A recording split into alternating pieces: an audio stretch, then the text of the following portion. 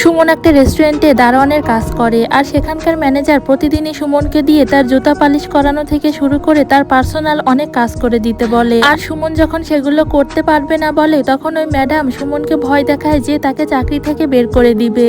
তখন সুমনের বাধ্য হয়ে সেই কাজটা করা লাগে। এভাবেই একদিন সুমনকে পাঠাচ্ছিল তার বাড়িতে একটা জিনিস দিয়ে আসার জন্য। সুমন যেতে না চাইলেও তাকে জোর করে পাঠানো হয়। আর যাওয়ার পথেই সেই রেস্টুরেন্টের মালিকের সাথে সুমনের দেখা হয়। রেস্টুরেন্টের মালিক সুমনকে জিজ্ঞেস করে যে তুমি দারোয়ানের কাজ ছেড়ে কোথায় যাচ্ছ। সুমন তখন তার মালিককে সবকিছু খুলে বলে। সুমন সেদিন ম্যাডামের কাজটি করে না দিয়ে রেস্টুরেন্টে ফিরে আসায় ম্যাডাম সুমনকে অনেক কথা শোনায়। সুমন তার জিনিসটি তাকে ফেরত দিয়ে দেয় আর ম্যাডাম ভয় দেখায় যে সুমনকে চাকরি থেকে বের করে দিবে। তখনই সেখানে রেস্টুরেন্টের মালিক এসে ওই ম্যাডামকে বলে চাকরি থেকে সুমনকে বের করব না, চাকরি থেকে আমি তোমাকে বের করে দিব। সুমন তোমার কোনো পার্সোনাল কাজের লোক নয়। দারোয়ানকে চাকরি থেকে বের করতে গিয়ে এখন ম্যাডাম নিজেই মালিকের হাত পায়ে ধরছে নিজের চাকরি বাঁচানোর জন্য।